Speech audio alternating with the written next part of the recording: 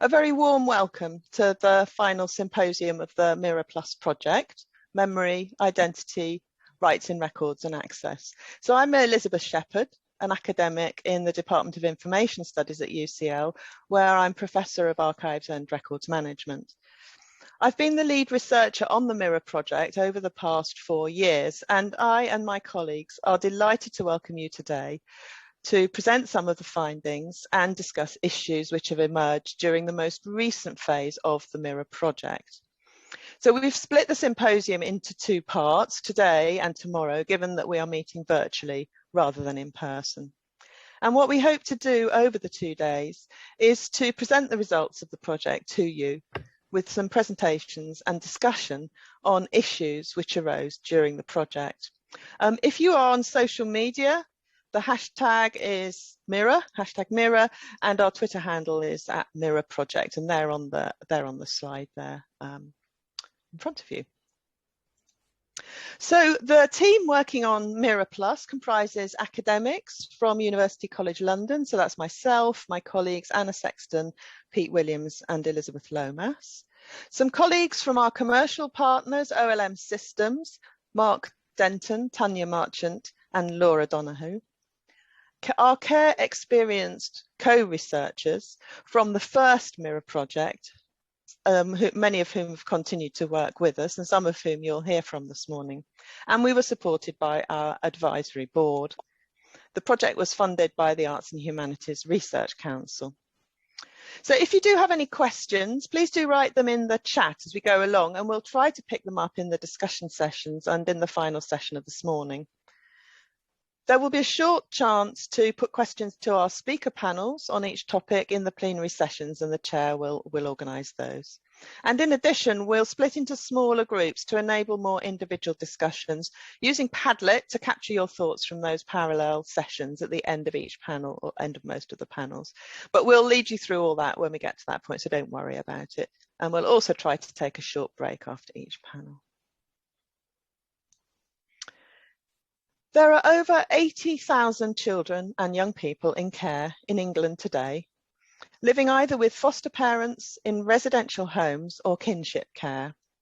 It's estimated that in the region of 500,000 British adults had some experience of out-of-home care during their childhoods. While individual experiences of care vary enormously, most care leavers share something in common. Their lives have been intensively documented by social workers, health workers and carers. The MIRRA project aimed to understand the role that records and record keeping, creating, managing and provision of access to records play in child social care. In particular, we focused on the lifelong value of records for the people that they document. How does what is written about children and young people impact on them, not only while they're in care, but long into adulthood? And how could the processes of creating, managing and providing access to records be positively changed to better support care leavers? An important output from the first project was our contribution to the Family Connect web resource, which we'll hear more about tomorrow, and a set of participatory record keeping principles, which we hope to publish soon. A key finding from the project was that adoption of inclusive and participatory approaches to record keeping is currently limited by the availability of adequate digital systems and participatory tools. At present, the systems keep control of the record firmly in the hands of social care and information governance professionals. They are not designed to facilitate access and participation from the care experienced individual. In the follow-on MIRRA project, therefore, we have worked with our commercial partners, OLM Systems, to create an open source specification for a digital social care recording system which will take into account the record keeping needs of multiple stakeholders and agents. The ambition of the MIRRA Plus project was to create a specification available for use by software system developers to act as a proof of concept for the development of software that will serve the needs of child social care communities. The app design and its development will be presented this morning, and we are very excited to see it. Throughout the MIRRA work, we have sought to put the views of care experienced people in the centre. And our first panel will set the context of the care leaver's perspective and the need for participatory record-keeping systems. And I'm delighted that some of our co-researchers, John George Nicholson and Linda Whyte, have joined us today together with Kim Wells, and will talk about why this work matters to them. So I'm going to hand over now to John George.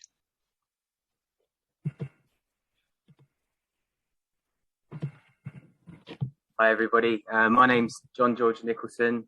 I work here at UCL, but today I'm very much here as a care leaver. I just want to say before I introduce our first contributor that in care, you can often feel like you've lost a lot. You've lost your home, your family, your friends, your possessions, and sometimes all that you have left often seems like your voice. So it's important that we hear these voices, and not just that we think really carefully about how we capture these voices, these children's voices and the voices of people that have experienced the care system, because we can learn a lot from them. Records really matter. They matter to me when I access my records about 20 years ago, and they still matter a lot. I still go back to them. I still look at them. So, you know, this is really, really important, very close to my heart. And feel really lucky today that we've got two people who are going to share their own experiences about accessing their own care files and creating their own records. And the first today, sitting next to me, we might slightly be breaking the social distancing, so maybe I should move slightly.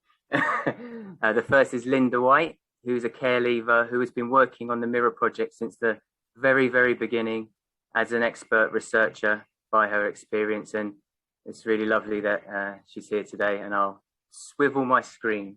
Okay, ready? Right, we'll go. Yeah. Hiya. Life story work is a common activity with children in care by their social workers. In fact, it's a statutory requirement for whoever is in loco parentis to keep memory objects for the child. My experience of it, however, was not the positive child-centred activity it was supposed to be. I have not yet spoken to anybody where it's been done well throughout a child's whole life journey in care. My life story wasn't even my own story. My social worker sat me down, told me what to write, where to put photos, what colours to use. It wasn't my own work at all. There was no point in me even being there. The social worker could have done it all herself and presented me with it. In fact, I know of a case where this actually happened.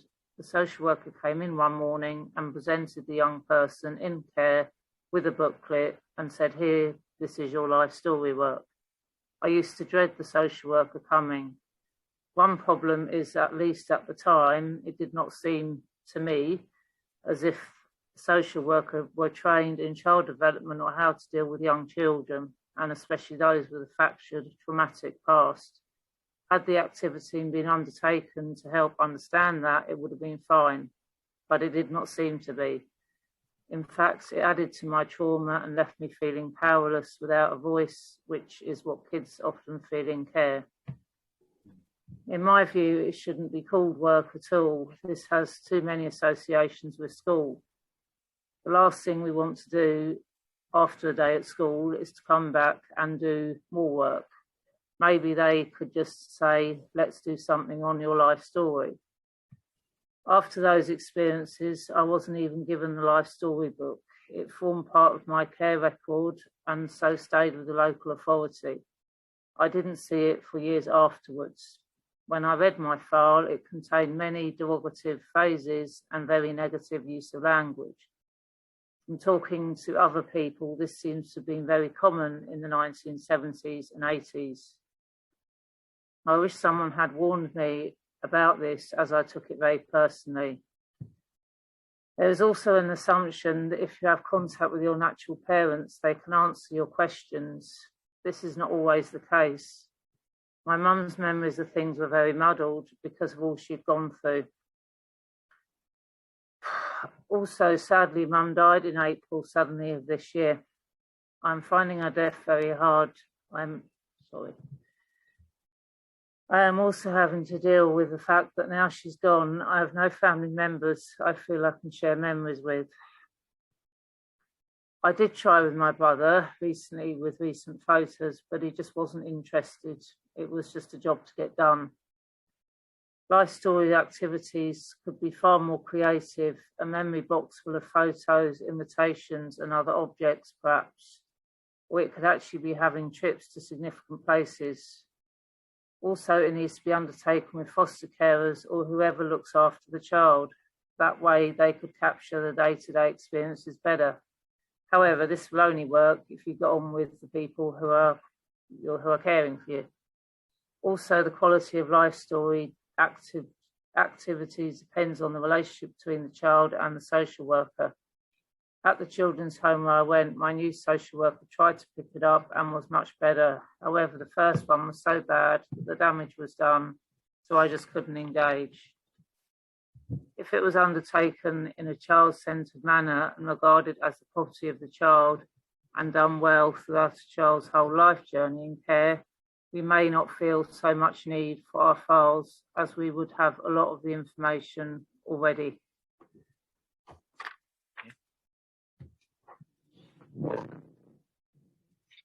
Great, thank you so much, Linda. I think it kind of brings up that point that when you've got your family, often those stories are captured within families and they're shared over years and you get different versions of who you are. But when you don't always have that, it means the capturing of memories for people in the care system becomes vital.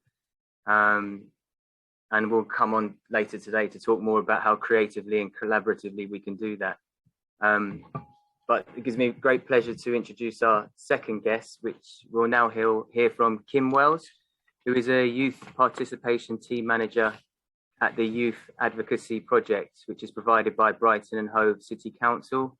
And Kim today will be presenting on behalf of Hannah, who unfortunately couldn't be here today. And Hannah is a care leaver who works as a young ambassador for the Children, Families and Schools Department in Brighton and Hove.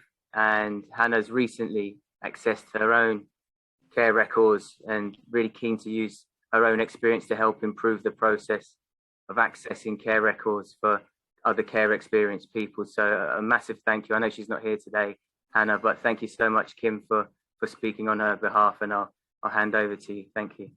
Thank you. What an introduction. Thanks, John George. That's fantastic. And thanks, Linda, as well. Just listening to your story, there's quite a lot of correlation between your situation and Hannah's as well. So I'm really sorry that Hannah can't be here, but I feel very honoured that she's allowed me to speak her words. So Hannah and I were planning to have a bit of a kind of sort of open conversation in front of you all, with me asking her some questions and her answering. Sorry, I'm also full of cold. So we did that yesterday, and I'm just going to read Hannah's words out to you from my questions, really. I've kept her words as much as I can verbatim for exactly what she said to keep it very real. And then if we've got time, I can talk a little bit about the work that we're doing in Brighton and Hove to kind of get care experienced people's voice involved in improving practice, and it works along so much with all the work that you're doing at MIRRA as well. So I will just bring up Hannah's our kind of little chat we had yesterday. So the first question that I asked Hannah about was, when did you decide to access your records? Hannah said, I decided to access my records during the pandemic in 2020 after one of the other care leavers. Hannah's involved in the Children in Care Council, so I think she was meaning one of the other care leavers that's in the Children in Care Council had got her records, and speaking to her, that's what made me want to do it. I'd thought about it before, but I never wanted to go through the process because it's so long-winded, etc., and you have to be patient, and I'm not very patient. And she laughed when she said that. Then I asked her, what did you want to get from accessing your records, and what were your reasons for wanting them? And Hannah said, I wanted clarity. I wanted to know what really happened to me as a child. And as a child that goes through trauma, you tend to forget a lot of what happened. And I wanted to know what happened, and I wanted to understand why it happened. And I wanted to be able to get to a place where I can forgive certain people and have an understanding of what the adults were going through while we were going through it as children. And I just wanted to understand why things turned out like they did. Then I asked her, did accessing your records achieve what you wanted it to for you?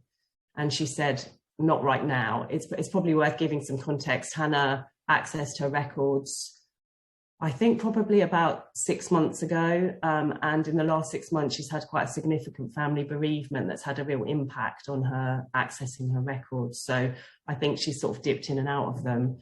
And at the moment, it's feeling not a very positive thing for her at all. So she said, not right now, not at the moment. I've been through a lot of stress and trauma reading the files because of how blocked out they were. It messes with your mind when you can't read the names, and it causes more trauma, not clearly knowing who did or said what. I then asked her, was the process what you expected, and what were the best and worst things about accessing the records? And Hannah said, the worst thing about the process was the communication. I felt like our council has a 10-day policy to reply to you after you put in an access request, and a 30-day update policy. But unfortunately, I didn't get these due to coronavirus, though I'm not sure that was the real reason. I feel that you should keep to these deadlines, or if not, if you're not able to keep to the deadlines, you should let people know regularly when things are delayed and why you're not here, because why I wasn't hearing was really stressful. And then the best thing was seeing my records by email. It meant that I could see them when I wanted to and in my own time, and receiving them by email was great, though the 30-day limit to access these didn't help, and not knowing that either. And then just to explain what Hannah means by that is that we didn't know that the link that was sent to Hannah for her to access the files electronically, it expires after 30 days. So that caused Hannah further stress because she'd kind of left them for a little bit. She'd then gone into the link again, and it wouldn't let her back in. So she felt like she'd lost all of that she'd waited for all of this time for these records, and then suddenly she couldn't access the link again, and which caused her a lot of stress. And then she contacted her advocate and also the records team at Brighton Hove Council, and they of course explained straight away it's just that the link had expired, but she hadn't known that prior to that, so that caused her a lot more stress again. So they've resent the link, and Hannah has that now, and they've also agreed that from now on they'll always make people aware of this issue, that link is only there for 30 days. I asked Hannah then, how do you think the process could be improved for other young people or anyone accessing their records? And Hannah's response was to have a range of support networks. Although care leavers have PAs in the living care team, they're not always up to date with your story, and there should be additional life story support. And also the records team should also get support so that young people who no longer have a PA, or they weren't in social care but maybe placed with family, have someone that they can ask for help to go through their files. And Hannah said you need a range of support work, like talking therapy, a phone call, checking that you're okay. I feel that this could be done by care leavers as they've gone through the system. We are experts by experience. We would be great in these roles. Also, to have a qualified social worker in the records team to give professional support around the processes, that people could go and ask any questions they might have. So a named support person that you can just contact as you're going through your records, accessing them, waiting for them, etc. My PA offered me counselling sessions. This didn't really help, as the main issue was the names that were cut out of the files, and that felt really hard. I found that really hard. The files are traumatic, and they have everything about your life in, and opinion rather than fact, and not truth, and that shouldn't be the case. Opinions with evidence should be in your files, not just opinions. And then I went on to ask Hannah a question, because on Hannah's request, her advocate liaised with people who were still working for Brighton Hove Council who'd been involved in her life as a child.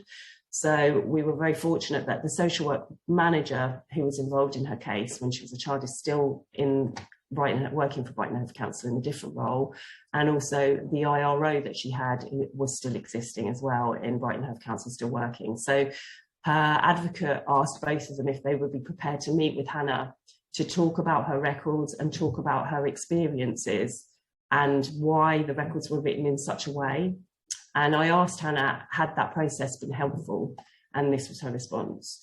She said, I felt that they were quite closed, the professionals were quite closed in these meetings, and I used the word guarded. She said, Hannah said it was helpful in understanding how the social workers or IROs might be thinking when those decisions were made. But generally, I found it frustrating as I didn't get out of it what I wanted, as I wanted pure honesty, and I didn't get that. And then I just sort of wanted to sort of talk a little bit about what we've been doing in Brighton and Hove around record processes. We called for a meeting on the request of young people like Hannah, who were speaking out about the records process not being very good. As advocates, we know there's a lot of delays like Hannah spoke about. So we raised with senior managers of social care that we wanted to sit around the table with care leavers and talk about Brighton and Hove Council's records process and how we can make it better. So that's the process that's been going on about 8 months. We've been kind of doing that work, and we've got 3 care leavers who regularly attend those meetings. The main purpose of the meetings at the moment are to get the clear, I'm really sorry, I was rushing to get, I'm not going to say the process correctly, but the clear award from the Care Leavers Association. So we're, as a local authority, working to get to all the standards that are required to be accepted for that quality mark. So where we're at the moment in those meetings is kind of gathering all that evidence, which we're pretty much there on, and negotiating with the Care Leavers Association to see if we're up to standard. But there's a lot more involved in that. So the things that Hannah spoke about yesterday around wanting a range of support network and just kind of looking at resources, looking at how that can be done, what can that look like. And we use our care leavers in a really, I think, positive way in Brighton and Hove. They sit on interview panels, they receive training and accreditation for that. And Hannah's very much part of what has just been started in the last sort of 3 months. We have a care leavers forum, and we're working with those care leavers in a very much more specific way about improving practice. And that's really given us those young people a great voice. So one of the first things they've done is the corporate parenting boards. They're now co-chairing those with local councillors. Two a year are completely chaired by young people. The agenda is being set by young people. We've had one of those so far, and that process is ongoing. They're also working really hard to look at the local offers and making sure that what's in the local offers is actually coming to fruition, if you see what I mean. And the SARS work with the young people involved is very much a new thing, but that's working really well as well. And it's been great to, Rebecca Watts is here, I know she's here, and she's also involved in that SARS work, and she's going to be speaking later.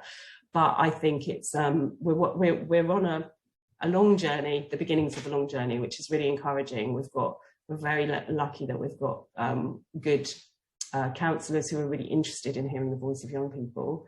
So it's a really exciting time, but we've a long way to go yet. So, and I thank Hannah for her time yesterday, and I know she's really gutted she can't be here today, but thanks for listening to her voice. Hopefully I've put it across okay. Thanks. Cheers. Thank you, Kim. Yeah, her voice came through loud and clear. You could really, really hear. It was almost like she was here, to be honest. Thank you. It's amazing hearing it, because it does bring back a lot of memories, and I'm sure people who are care experienced who have access to files will relate to a lot of what you were saying. I left the care system in '96. I got my care files more than 20 years ago, but I still remember that initial period of getting those files, and that initial, it's a lot to take in at the beginning. So you have to keep going back time and time again, and it takes time, but that understanding that she's looking for, it does come. And it also comes as you mature and you become an adult and you grow and have more understanding. And every time I go back to the care file, I went back to it recently, I'm 43 now, I see new things in it all the time. So you're looking for that understanding, and sometimes you get some of it, and sometimes you just let some of that stuff go. But it's a real shame about the deduction that's there, and I'm sure that might be something that we talk about later. But thank you, and a big, massive thank you to Hannah. Please pass that on. Thank you, I will. Yeah, and I'll just hand you back over to Elizabeth now to provide an update on the report on the MIRRA Plus, I think. Thank you.